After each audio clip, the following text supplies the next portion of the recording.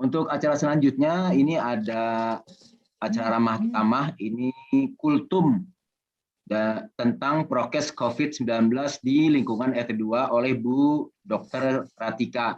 Ini kultum ya Bu, kuliah 30 menit. Mangga silakan Bu Dokter. Waktu udah tepat, dipersilahkan. Baik, terima kasih atas kesempatan yang telah diberikan.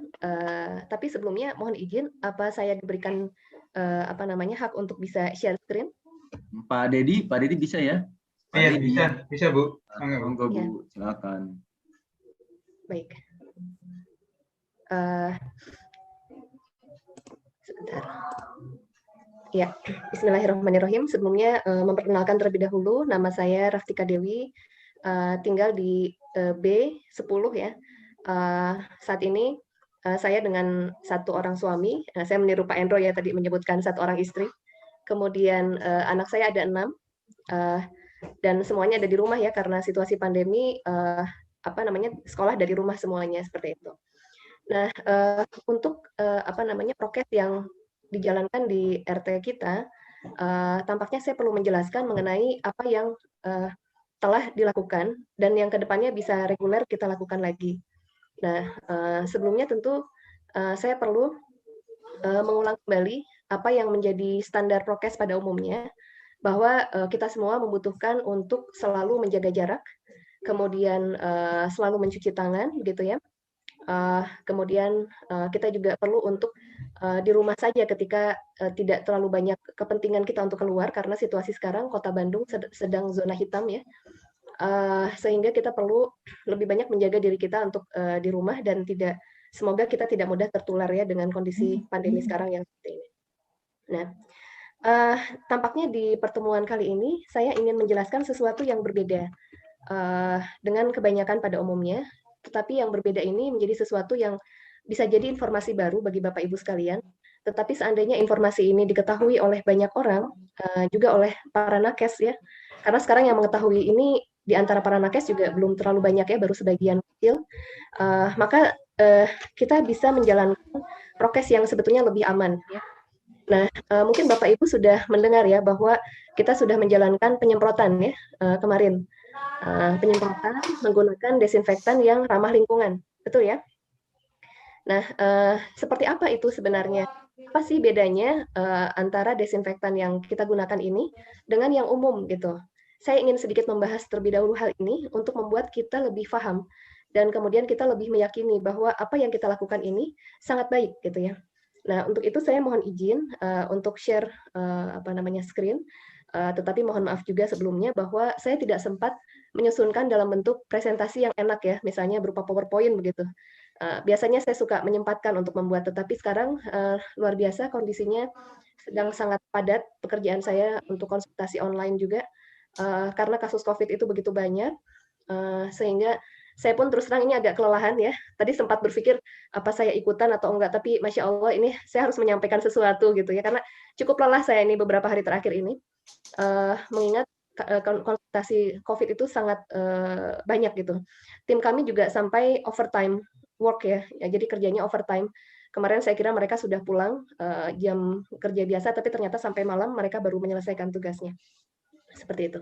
Nah, saya akan share screen beberapa literatur dari internet yang masih mentahan sebetulnya, tapi tidak apa-apa ya, karena saya tidak sempat menyusun ya. Seperti ini ya, oke. Nah, terlihat ini ya Bapak Ibu? Ya, ini harmful side effects of hand sanitizer and other disinfectants ya. Efek samping yang membahayakan dari hand sanitizer dan desinfektan yang lain.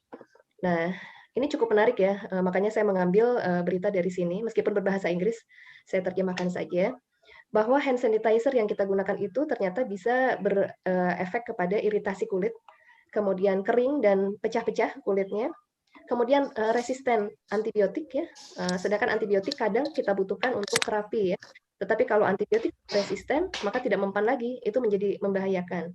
Kemudian ada ingredients atau kandungan yang tidak diketahui bahayanya, belum diketahui, tetapi tampaknya ada resiko ke arah sana gitu ya. Kemudian melemahkan sistem imun. Nah, bagaimana dengan desinfektan? Bisa menimbulkan iritasi pada mata dan kulit, bisa menimbulkan kerusakan pada liver, kemudian bisa menimbulkan permasalahan respirasi atau pernafasan bahkan ketika terhirup ya. Kemudian bisa mempengaruhi sistem saraf pusat. Ya, bisa menimbulkan sakit kepala, pusing begitu ya. Karena apabila kita menghirup ini ternyata membahayakan seperti itu dan bisa berefek kepada jantung ya. Nah, bagaimana dengan yang bleach spray? Spray itu pada beberapa cairan yang digunakan untuk mendesinfeksi alat-alat medis misalnya itu menggunakan kalau di rumah tangga itu pemutih ya, apa tuh namanya pemutih? Ya semacam itulah ya. Nah, itu ternyata pun juga ada bahayanya ya untuk mata dan kulit iritasi. Kemudian COPD, Chronic Obstructive Pulmonary Disorder. Biasanya penyakit COPD itu pada kasus perokok yang lama. Perokok lama yang terus-terusan merokok, lama-lama kena COPD. Biasanya COPD ini disebut sebagai penyakit yang mengalami kerusakan pada organ. Jadi paru-parunya bukan sekedar terganggu biasa, tapi ada sel-sel yang mengalami kerusakan. Nah, bisa sampai ke arah sana. Kemudian asma juga, respiratory condition, ya masalah-masalah pernafasan, dan juga apabila terhirup bisa menimbulkan permasalahan pada pernafasan dan kepala juga ya, bikin pusing ya seperti itu. Nah, jadi itulah yang bisa kita dapatkan dari bahan-bahan yang sekarang sangat banyak digunakan dimanapun berada, gitu ya. Ini sebetulnya sangat penting ya. Sayangnya ini tidak banyak orang yang mengelola ilmu dalam hal ini. Nah, sedangkan kalau saya sebetulnya sejak awal pandemi sudah memperhatikan hal ini dan memberikan edukasi kepada lingkungan yang terjangkau oleh saya. Punya edukasi dari kalangan para dokter ada sekitar lebih dari 300 orang dan juga ada edukasi dari pasien-pasien saya sekitar juga hampir sama 300-an orang juga. Itu mereka saya edukasikan karena mereka sudah kenal saya, sudah tahu edukasi dasar dari konsep-konsep yang saya berikan kepada mereka termasuk untuk pengobatan dan akhirnya saya dengan mudah bisa memberikan edukasi kepada mereka. Nah, baik yang selanjutnya kita lihat pada berita berikutnya di internet juga. Nah, ini ada sebuah judul berita, desinfektan tersangka terbentuknya strain virus baru, termasuk COVID. Nah, siapa sih yang menulis? Nah, mari kita lihat. Ini ada tampilan penulisnya ya. Mari kita lihat siapakah dia. Di paling bawah dituliskan. Dia menulis ini, dan dia adalah Gary Alvaro Gesson. Yang di meja ini, Pak. Yang di situ. Ya. Ya, penulis ini adalah Gary Alvaro Gesson, alumnus jurusan biochemistry dari Universitas of Wisconsin, Amerika Serikat. Jadi orang ini bisa layak kita percaya gitu ya kata-katanya. Dan beliau menjelaskan di sini, saya tidak akan membacakan terlalu panjang hal yang rumit ini ya, tapi saya ambil yang mudah kita pahami saja. Dikatakan di sini, beliau mengumpulkan penelitian-penelitian berkaitan dengan penggunaan desinfektan yang ternyata beresiko terhadap timbulnya mutasi begitu ya pada virus termasuk pada COVID ya. Dikatakan di sini dari penelitian yang dilakukan oleh para ilmuwan tersebut dari UC San Diego dapat disimpulkan bahwa dapat disimpulkan bahwa virus RNA yang bersentuhan dengan bahan atau zat kimia yang digunakan sebagai obat konvensional dan desinfektan dapat menyebabkan kenaikan frekuensi mutasi materi genetik virus. Kemudian yang kedua, antibodi yang dihasilkan oleh tubuh terancam kehilangan fungsi kerjanya karena kekebalan virus yang diperoleh dari mutasi tersebut. Dan yang ketiga, frekuensi bermutasinya virus RNA bergantung pada jumlah konsentrasi bahan atau zat kimia yang terpapar dengan virus tersebut, begitu ya. Jadi semakin banyak penggunaan bahan-bahan kimiawi yang kita gunakan untuk desinfeksi lingkungan, gitu ya, kemudian sanitizer tubuh, gitu ya, dan sebagainya, itu semakin menambah resiko terjadi mutasi pada COVID. Nah, sekarang saya memperhatikan di Kota Bandung ini tampaknya COVID yang merebak itu mulai masuk kepada golongan jenis yang mutasi ya, saya perhatikan. Karena dari pasien yang melaporkan itu ada yang selama ini menggunakan bahan-bahan preventif yang sudah saya berikan itu cukup terlindungi selama ini, tetapi sekarang tampaknya lebih ekstra gitu ya. Jadi perlindungannya harus lebih banyak lagi. Baik dari sisi dosis, jenis gitu ya, jumlahnya itu tampaknya harus lebih ekstra dalam menghadapi virus yang sekarang sedang merebak ya. Seperti itu. Nah, baik, kita lanjutkan lagi ya. Oke, yang segitu aja ya yang saya bacakan. Kemudian sebentar. Ini saya kok jadi kesulitan terhalang sama ini nih. Aduh. Gimana ya, terhalang sama ini. Supaya dia tidak muncul, gimana ya caranya?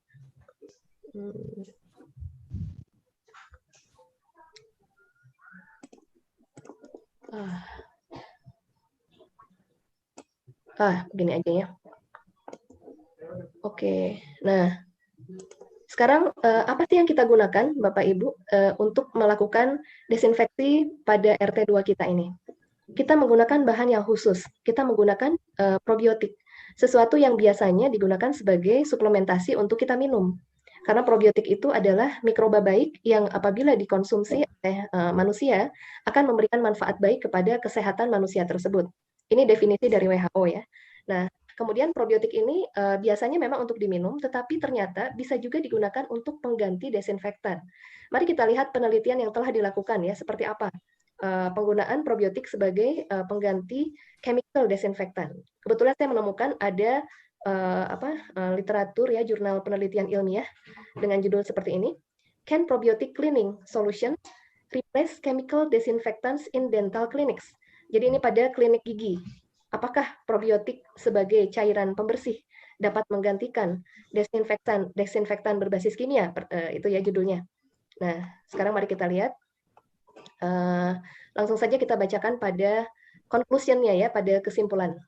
Studi ini mendemonstrasikan bahwa penggunaan probiotik sebagai pembersih itu efektif gitu ya untuk mengurangi pertumbuhan mikroba pada dental, pada alat-alat gigi ya. Pendekatan ini dapat may be tested further to examine the long term effect-nya. Kelihatannya penelitian ini bisa dilanjutkan katanya ya untuk melihat efek jangka panjangnya gitu ya, dan mengevaluasi kesempatan ya atau opportunity untuk menggunakan bioteknologi yang terbaru ini. Nah, ini bisa dibilang bioteknologi yang terbaru ya, sebagai bagian dari kontrol infeksi secara rutin pada gigi ya, pada alat-alat gigi sebagai pengganti dari chemical disinfektan, di mana diketahui bahwa chemical disinfektan itu bisa menimbulkan kesehatan yang serius ya. Ini adalah studi yang pertama yang meneliti aplikasi probiotik based on solution ya, cairan probiotik pada dental ya, pada gigi. Nah, itu jadi kesimpulannya ternyata baik ya, seperti itu. Nah, ini di resultnya nih hasilnya.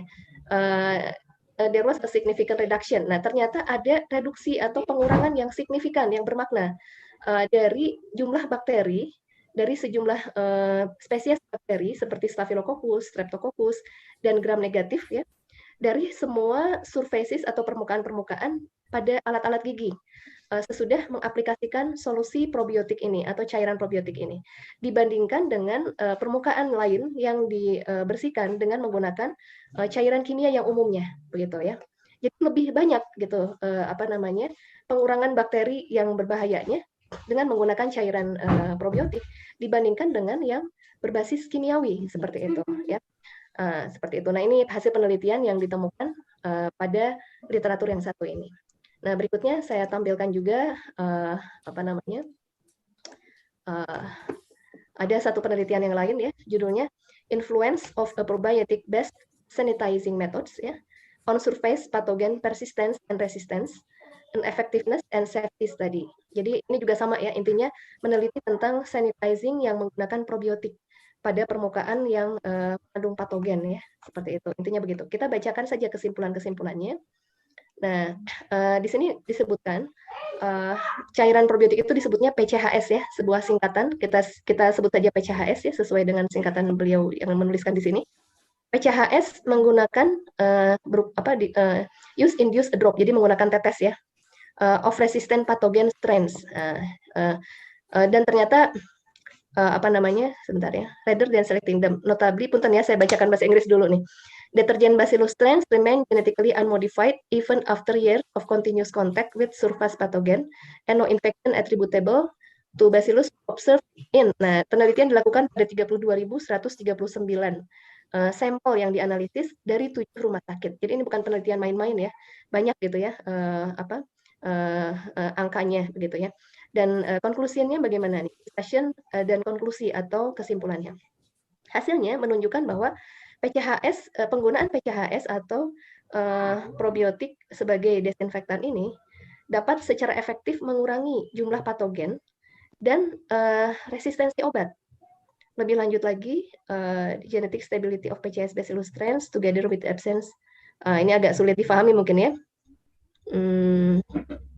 Oke ya, pokoknya intinya pada orang yang terhospitalisasi yang ada di rumah sakit juga ternyata tersupport lebih baik gitu ya dengan menggunakan probiotik sebagai sanitasi bagi mereka seperti itu. Nah, demikian Bapak Ibu. Jadi dengan ada adanya beberapa penjelasan dari beberapa jurnal yang ada di internet dan artikel ini, kita lebih paham ya bahwa mengapa di RT2 ini kita menggunakan yang berbasis desinfektan yang alami dari probiotik karena memang lebih baik gitu. Dan itu bukan berdasarkan asumsi semata, tapi memang berdasarkan penelitian yang sudah dilaksanakan sebelumnya di tempat yang lain dengan jumlah penelitian yang tidak sedikit. Seperti itu. Nah, kemudian mungkin saya lanjut kepada bagaimana kita bisa menjaga kesehatan kita ya, Bapak Ibu sekalian. Nah, ini ada jurnal lagi. Mohon maaf ya, karena saya tidak sempat mengambil secara mudah, tapi nggak apa-apa ya, dengarkan saja. Jadi, ini ada satu gambar yang menarik di sini dari penelitian oleh Lehtoranta pada tahun 2014. Nah, mungkin Bapak Ibu yang bukan medis tidak terlalu paham, yang medis juga harus memperhatikan detail ya. Tapi saya bacakan secara sederhana saja, bahwa ternyata dari 33 literatur yang diteliti oleh Lehtoranta pada tahun 2014, pada aplikasi pengobatan penyakit infeksi saluran nafas yang disebabkan oleh virus, ditemukan bahwa ada 12 mekanisme antivirus yang bisa dilakukan oleh probiotik, begitu ya. Nah, jadi ini 12 mekanisme ini cukup kuat ya, dari mulai permukaan, kemudian ke dalam sistem, ke dalam sel, ke dalam sistem tubuh, kemudian sampai akhirnya mendukung pembentukan antibodi. Jadi sangat baik sekali gitu ya. Bahkan kalau mau menggunakan ini sebagai alternatif dari vaksin juga sebenarnya memungkinkan gitu. Karena tubuh kita bisa diperkuat ya dengan menggunakan ini. Seperti itu. Nah, ya itu mungkin ya. Kemudian, oke. Nah, saya tidak akan membuka ya. Ini saya hanya mengambil satu rangsangan untuk kita mengetahui artikel apa saja yang muncul dengan kata kunci ini tentang absorpsi atau penyerapan nutrisi dan probiotik. Apa sih hubungannya begitu ya? Karena kita semua dengan kondisi menghadapi pandemi secara preventif atau pencegahan, kita bermaksud untuk membuat tubuh kita lebih sehat kan. Lalu kita mengkonsumsi banyak suplemen mungkin ya, nutrisi atau apapun yang herbal atau apa gitu. Dengan tujuan kita menjadi lebih kuat gitu. Dan kalaupun yang sudah sakit juga sama ya, akan mencari yang berbasis natural juga nih untuk kondisi sekarang dengan tujuan menguatkan sistem imun. Nah, tetapi ada satu permasalahan Bapak Ibu. Apabila kemampuan tubuh kita lemah dalam hal menyerap nutrisi tersebut, maka itu akan membuat tubuh kita tidak mampu mengambil manfaat dari nutrisi tersebut. Saya menemukan banyak kasus ya. Jadi ada orang yang ternyata kemampuan penyerapannya memang sangat lemah. Sehingga meskipun dikasih suplementasi yang sangat banyak, bahkan ada yang mahal juga, yang diambil dari Jepang, yang diambil dari India, dan sebagainya, saya pilihkan yang mahal-mahal, tidak juga terserap dengan baik. Sampai setelah saya analisis lebih lanjut, akhirnya saya menemukan ibu ini, pasien ini kebetulan seorang ibu-ibu, nenek-nenek ya, usia 75 tahun, ternyata kemampuan penyerapan nutrisinya memang terbatas gitu. Jadi mau dikasih yang bagus-bagus juga tidak terserap. Sehingga hasilnya tidak sampai memadai untuk mendukung imunnya menjadi baik dan pengobatan pada dirinya gitu. Dan ternyata kunci untuk bisa meningkatkan kemampuan penyerapan nutrisi adalah probiotik atau mikroba ya, mikroba yang ada di tubuh. Nah, mikroba kita di tubuh itu sebetulnya sudah ada, tetapi banyaknya kita itu dalam keadaan disbiosis. Nah, ini ada istilah baru ya. Disbiosis itu artinya tidak seimbang mikrobanya. Kebanyakan kita sekarang berada dalam keadaan mikroba tubuh yang tidak seimbang. Sehingga kemampuan penyerapan kita cenderung melemah. Ini hampir terjadi pada semua orang. Dari mulai anak kecil sampai kakek nenek. Saya temukan fenomena ini pada pasien-pasien saya. Kebanyakan kita saat ini, di zaman sekarang, itu mengalami banyak sekali disbiosis atau ketidakseimbangan. Dan penyebabnya juga sangat banyak. Dan saya tidak akan menjelaskan sekarang ya, Bapak Ibu tentang hal ini, karena ini akan memancing edukasi yang panjang ya. Tentu Bapak Ibu tidak mau sampai ngantuk mendengarkan ini ya. Intinya ini ternyata menjadi kunci penyerapan. Mari kita lihat di sini. Ini ya, judulnya Probiotic and Digestive Health, Benefit, Risk, and More. Probiotik dengan kesehatan pencernaan, keuntungannya, resikonya, dan lainnya. Gitu ya. Di sini ada kalimat yang saya tidak buka ya, karena ini cukup mewakili. They support healthy body systems from your mouth to your gut. Mereka mensupport kesehatan pada tubuh kita, tubuh Anda gitu ya, dari mulut sampai ke saluran cerna, dan membantu mengontrol mikroorganisme yang membahayakan gitu ya. Kemudian probiotik mendukung penyerapan dan mempengaruhi absorpsi dari nutrisi. Probiotik juga ada pada makanan-makanan yang difermentasi secara natural. Contohnya juga pada susu yang dikultur ya, misalnya sejenis yogurt ya. Tetapi juga kita bisa mendapatkan dari suplemen probiotik yang sudah dibuat secara fabrikasi seperti itu. Nah, singkatnya begitu saja ya. Nah, dan lain-lain nih bisa dilihat banyak sekali ini artikel-artikel ilmiah ya.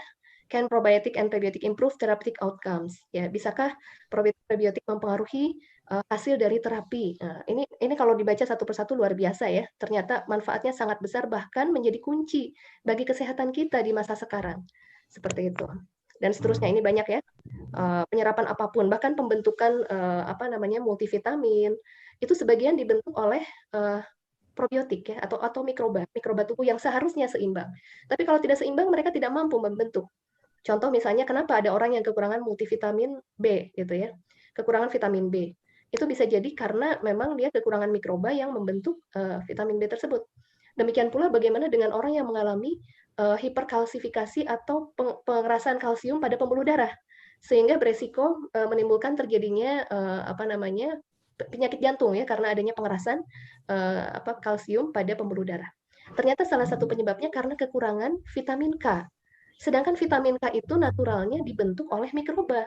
Jadi kalau di situ vitamin K-nya kurang, berarti mikrobanya yang kurang, begitu ya. Dan kalau mikrobanya kurang, bagaimana cara kita menyelesaikannya? Ya tentu dengan suplementasi. Mau tidak mau akan membutuhkan itu pada akhirnya. Oke, sekilas dulu. Saya lihat dulu, udah sampai sini aja dulu ya. Nah, kemudian yang ini terlihat nggak? Apakah ini terlihat?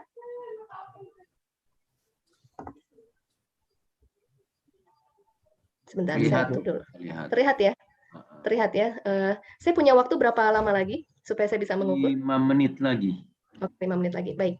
Kalau gitu saya langsung kepada ujungnya saja tentang aplikasinya gitu. Karena saya sekarang bertugas sebagai konsultan online sejak awal pandemi, dan kesibukan saya semakin lama semakin padat, sehingga saya sekarang harus sangat baik mengatur ritme kerja saya supaya saya pun seimbang ya. Dan kemudian di sana banyak sekali pengalaman yang tidak mungkin saya jabarkan satu persatu tentang bagaimana saya membantu kasus-kasus COVID yang terjadi. Gitu. Saya membantu menangani kasus di seluruh Indonesia, dari teman-teman dokter, dari kalangan nakes juga, dan dari kalangan masyarakat yang kenal dengan saya, yang terhubung dengan saya, yang tahu konsep saya seperti apa. Nah, kemudian saya hanya ingin membagikan sedikit saja yang saya anggap cukup menarik untuk bisa saya informasikan ya. Ada yang terbaru nih baru-baru ini. Baru-baru ini saya membantu kasus seorang anak yang terkena pneumonia atau radang paru-paru. Saya mengetahuinya itu awalnya saat itu pada hari Jumat malam ya, minggu lalu. Ibunya ngontak saya dan mengatakan, anak saya tadi sudah dibawa ke dokter katanya, dan katanya harus dibawa ke rumah sakit gitu. Tapi saya khawatir gitu ya, karena rumah sakit sekarang penuh dengan COVID. Saya harus bagaimana gitu ya. Kemudian saya juga tidak tahu kan keadaannya, tentu saya harus memeriksa ya. Tapi karena saat itu sudah malam, saya pikir saya coba lihat dari video saja. Saya minta ibu ini memvideokan bagaimana anaknya bernafas ya, untuk saya lihat apakah memang sesak nafas. Ketika saya melihat videonya, ternyata betul ya, terlihat ada tanda-tanda sesak pada pernafasan yang menggambarkan itu adalah tanda pneumonia atau radang paru begitu. Terlihat dari hidung yang bergerak-gerak ya, karena seharusnya normalnya kalau kita bernafas hidung tidak bergerak, cupingnya gitu.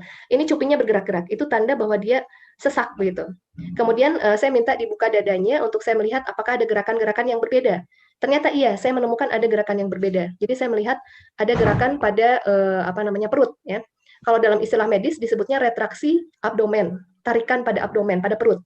Jadi kalau ditemukan ada tarikan pada perut seperti itu menggambarkan bahwa orang ini sesak nafas. Anak ini usia 1 tahun 7 bulan. Kemudian akhirnya saya memutuskan dengan pada malam itu juga saya coba lihat langsung ya. Dan terus terang ini baru pertama kali saya mendatangi pasien langsung ya, secara home visit ya, karena saya menghindari home visit sebetulnya. Selama ini pun bahkan saya menghindari praktek di klinik ya, sudah setahunan lebih saya tidak praktek di klinik lagi. Meskipun klinik saya tetap berjalan, dokter umum tetap ada, tetapi saya menghindari untuk ke sana. Tetapi baru sebulan terakhir saya mencoba kembali. Hanya sekarang dengan kondisi Bandung sedang zona hitam, saya memutuskan untuk menghentikan dulu kembali gitu ya. Saya tidak praktek lagi dulu selama beberapa minggu ke depan. Nah, saat itu saya akhirnya memutuskan untuk saya datangi langsung dan saya lihat keadaannya dan saya bawa alat nebulizer saya. Untuk kemudian saya berikan cairan yang segera saya siapkan dari kantor untuk tujuan nebulasi, untuk bisa membantu melegakan nafasnya dengan cepat. Tapi ini bukan menggunakan cairan nebulasi biasa, bukan yang biasa digunakan secara kefarmasian, tetapi yang berbasis probiotik gitu. Nah, ini saya berikan dengan tujuan untuk membantu membersihkan infeksi yang terjadi gitu ya, karena manfaatnya tadi bisa membantu bahkan lebih baik ya, seperti itu. Akhirnya saya bawakan, tetapi untuk obat lengkapnya yang diminum itu masih harus dibuat karena itu sudah hampir tengah malam. Jadi besoknya baru dibuat dan pada maghrib baru bisa diberikan gitu ya kepada pasien tersebut. Dan ketika saya datang ke rumahnya, saya mengatakan kepada keluarganya bahwa anak ini sebetulnya kondisinya memang seharusnya dirawat. Karena saya mencek saturasinya itu 60 sampai 70. Itu sangat rendah. Ya, seharusnya tidak boleh gitu ya. Jadi saturasi turun di bawah 90-an itu sudah betul-betul perlu menjadi perhatian sebetulnya ya. Nah, akhirnya saya katakan ini sebetulnya harusnya dirawat. Tapi orang tuanya mengatakan saya takut katanya ya. Saya takut untuk dirawat karena situasi sekarang. Akhirnya saya katakan, boleh saya coba bantu dengan protokol yang saya miliki, tetapi kita punya waktu 2 kali 24 jam. Bila dalam masa 2 kali 24 jam ini masih belum bisa meningkatkan saturasinya, maka sebaiknya dipertimbangkan untuk tetap dibawa ke rumah sakit. Gitu. Akhirnya pada 2 kali 24 jam, itu tadi hari Jumat malam ya, jadi Sabtu malam 1 kali 24 jam, baru mendapatkan obat diminum lengkap, kemudian Minggu malam, Minggu sore ya persisnya, itu 2 kali 24 jam, ibu ini melaporkan sebagai berikut. Saya share screen lagi ya. Saya mengambil mengambil cuplikannya dimasukkan ke grup keluarga saya, jadi supaya nama ibu ini tidak terlihat. Ya. Jadi seperti ini. Ini terlihat ya? Lihat ya, Bu. Ya. Nah, ini dikatakan Assalamualaikum warahmatullahi wabarakatuh. Dok, adik sudah bisa main. Kalau saturasi oksigennya tadi bagus 90 sampai 99, kadang-kadang 87. Saya katakan Waalaikumsalam, alhamdulillah saya gembira dengan progres baiknya. Hanya ini tentu perlu dilanjutkan sampai masa kritisnya ini benar-benar selesai. Obatnya terus lanjut, jangan ada yang terlewat, gunakan dosis dengan baik. Dengan laporan ini, bismillah, kita tetap rawat di rumah dan tidak perlu ke rumah sakit. Nah, jadi masa kritis 2 kali 24 jam yang saya ultimatumkan sudah terlewati, alhamdulillah gitu ya. Nah, ini sebuah contoh yang cukup menarik ya, karena biasanya kalau sudah saturasi segitu tuh sulit untuk bisa dinaikkan Bapak Ibu. Tapi atas izin Allah masih memungkinkan. Nah, ada satu lagi, ini ya, ini video ya, saya coba share sound. Saya coba putarkan video ini. Ini ada pasien yang saya minta untuk dia videokan ketika dia sedang menjalankan nebulasi. Dia sedang menjalankan nebulasi dengan saturasi dia sudah mulai turun di 80-an ya. 85-an lah sekitar itu. Nebulasi menggunakan cairan khusus ya. Punten agak menunggu ya. Iya, jadi sebelum videonya terlihat mungkin saya coba ceritakan saja. Jadi dari video ini bisa kita lihat dalam hitungan detik. Bentar.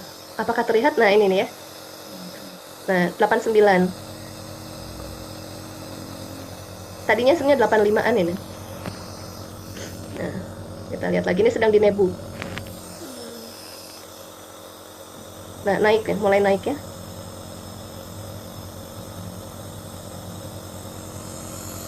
Nah, ini nebunya sedang jalan ya.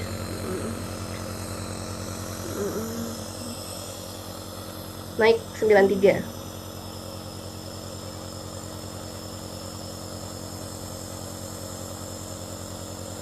Ya, kita lihat ya. Dan akhirnya pasien ini saya sarankan untuk melakukan secara rutin, bisa per 2 jam sekali. Setiap dia menemukan saturasi O2-nya menurun, dia harus lakukan nebulasi ini untuk meningkatkan saturasinya. Nah, bisa dilihat dalam hitungan detik naik ya, 97.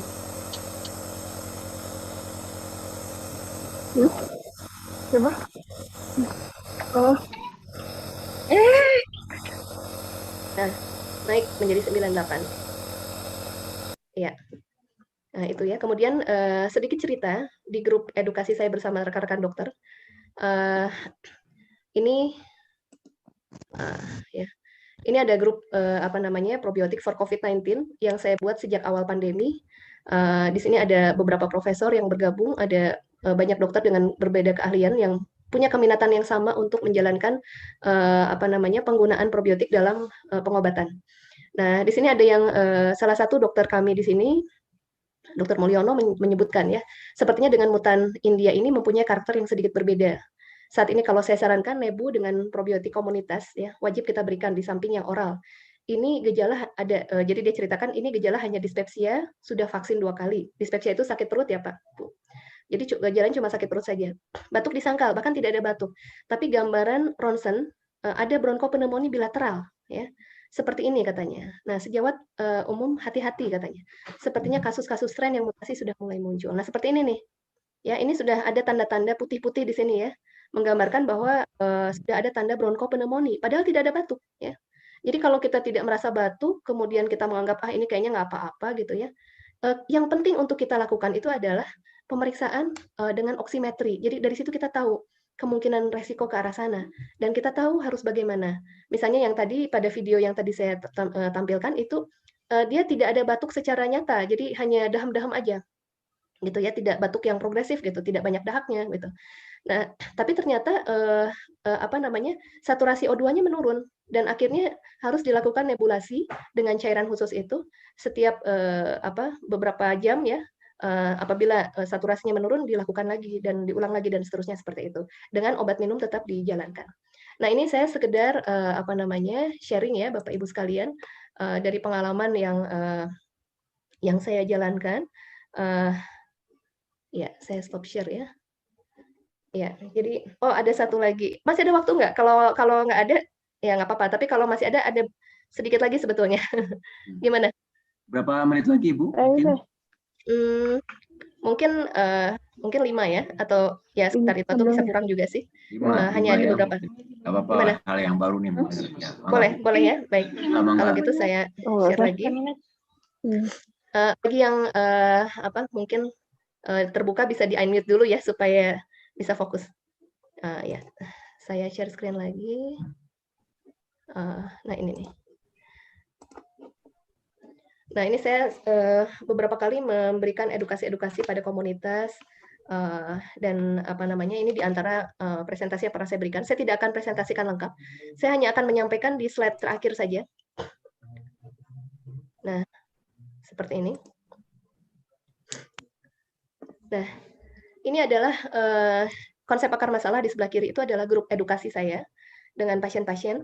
Di sini terdapat salah satu peserta yang menjadi adik dari teman saya, Dr. Yeli, yang ada di Padang, dan beliau juga tergabung di grup Probiotik for COVID-19 di grup para dokter. Dan kemudian di sana ada seorang dokter gigi namanya Harvindo yang bersedia untuk disebutkan namanya dan jangan dirahasiakan katanya begitu ya, karena ini mungkin bisa menjadi contoh bagi yang lain, demikian kata istrinya. Jadi adiknya ini ternyata ada di grup konsep akar masalah ya, menceritakan bahwa dia diberikan tugas oleh kakaknya Dr. Yali itu untuk membawakan bahan bantuan dari kami yang kami kirim dari Bandung. Jadi kita mengirimkan bahan, kita kirim ke Dr. Yali. Dr. Yali menugaskan adiknya untuk mengirimkan kepada Dr. Gigi Harvindo yang keadaannya saat itu sedang di ICU. Nah, Bapak Ibu sekalian, sebetulnya ICU itu tempat yang berat tentunya ya, apalagi kalau kita baca di sini. Assalamualaikum sahabat FB semua. Nah, ini beliau menceritakan pengalaman dia di Facebook ya. Alhamdulillah wa syukurillah berkat doa dan support sahabat FB semua, saya masih diberi kesempatan hidup satu kali lagi oleh Allah ya Rahman ya Rahim. Diagnosa saat saya masuk ICU COVID dengan ARDS berat, gagal nafas akut. Ini sesuatu yang biasanya irreversible, tidak bisa kembali dan sudah gitu ya, biasanya sudah menjadi ujung kondisi gitu ya. Disertai sepsis itu berarti infeksi menyeluruh di seluruh tubuh dengan banyak lagi tambahan lainnya gitu ya. Dia katakan di sini pasien COVID jarang selamat kalau sudah gagal nafas. Hampir 3 minggu di HCU HCO COVID benar-benar perjuangan yang berat. Plus memikirkan anak 4, ibu 1, istri 1, semua COVID. Ditambah COVID ini liar penyakitnya, 1000 wajah dan fase badai sitokinnya unpredictable. Sementara resiko penyumbatan pada pembuluh darah atau tromboemboli terus mengintai gitu ya. Nah, akhirnya beliau atas izin Allah bisa terselamatkan, intinya seperti itu ya. Ini saya tidak bacakan sampai, tapi intinya seperti itu. Dan ini biiznillah atas izin Allah setelah kami mengirimkan bantuan dari Bandung untuk membantu mereka sekeluarga, untuk Dokter Harvindonya maupun untuk istrinya dan anak-anaknya dan ibunya. Kebetulan istrinya Dokter Harvindo itu masih adik kelas saya di Unpad ya. Dokter Harvindo sendiri dokter gigi yang dari Unpad juga dan kenal baik dengan suami saya gitu. Baik, kita lanjut lagi. Nah, ini ada satu pasien yang sebelah kiri ya. Pasien ini sedang dalam kondisi isolasi di rumah sakit. Dia cerita ucapan terima kasih atas support dan pendampingan. Sudah negatif 3 kali web PCR. Ya. Orofaring sangat menolong. Jadi di antara bahan-bahan saya berikan itu salah satunya ada yang berupa spray untuk rongga mulut. Nanti saya perlihatkan ya. Saya juga menyimpan satu di sini. Bisa digunakan untuk preventif pencegahan, bisa juga digunakan untuk kuratif atau pengobatan. Nah, dia katakan bahwa orofaring ini sangat menolong. Pada malam, hari ke-8 isolasi, batuk kering hebat, ada dahak susah keluar, napas pendek. Pencet tombol emergensi, perawat datang dan hanya bilang nanti akan dilaporkan dokter dan dikasih obat. Saat itu,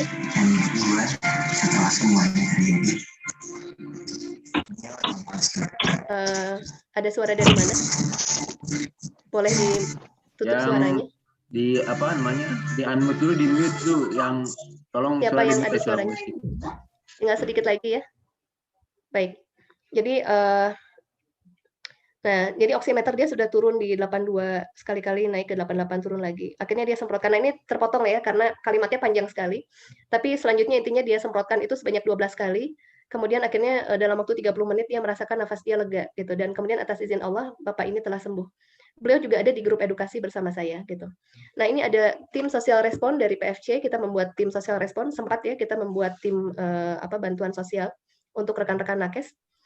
Salah satu profesor kami yang sangat concern dengan penelitian, beliau mengajak kita semua untuk mengadakan penelitian multisenter dari seluruh Indonesia.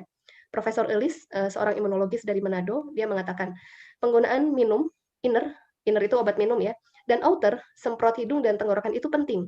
Ada jurnal pendukungnya. Kalau semprot, kerjanya langsung untuk efek probiotik lokal, memakan virus secara direct.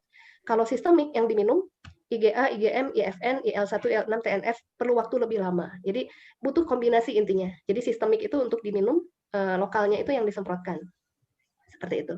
Nah, ini satu lagi. Nah ini dari istrinya Dr. Harvindo itu ya. Saya tanyakan gimana perkembangannya gitu. Dia katakan, Assalamualaikum Afwan, lupa memberi kabar. Alhamdulillah sudah pulang pekan kemarin, sudah perbaikan. Kami keluarga juga sudah negatif, suami tinggal menormalkan kadar gula darah dan D-dimer yang masih tinggi dan latihan pernafasan.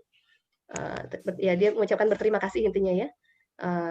Ya kemudian saya juga bertanya, mohon izin saya kembalikan kabar gembira ini ke teman-teman PFC karena saat itu kita masih punya program donasi untuk teman-teman nakes. Jadi yang kami kirimkan ini donasi ya. Pada saat itu masih ada dananya. Terus dia katakan tidak usah disamarkan sebagai pembelajaran bagi yang lain ya.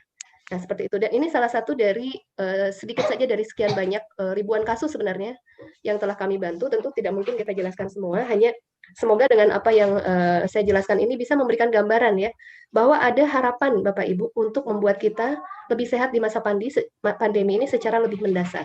Kalau ingin tahu lebih detailnya, sebetulnya ada edukasi lanjutan gitu ya yang membuat kita lebih mengerti lagi secara perlahan ya, tidak harus cepat ya. Maksudnya ada edukasi yang sudah saya siapkan untuk awam yang kemudian dengan demikian orang bisa mengerti kenapa kita membutuhkan ini dan seperti apa gitu ya. Nah itu mungkin bisa dilanjutkan pada tahap berikutnya. Saya serahkan kembali kepada Pak Endro sebagai RT yang baru. Apakah ini akan dijadikan sebagai suatu program khusus secara edukasi dan saya bersedia untuk menyumbangkan ilmu. Ya meskipun sebetulnya ini ilmu mahal ya Bapak Ibu. Biasanya untuk saya belajar ini pun juga saya mengeluarkan banyak sekali dana, tetapi tidak menjadi masalah ya karena tujuan kita adalah untuk penyelamatan. Ya baik, sekian dan terima kasih. Assalamualaikum warahmatullahi wabarakatuh.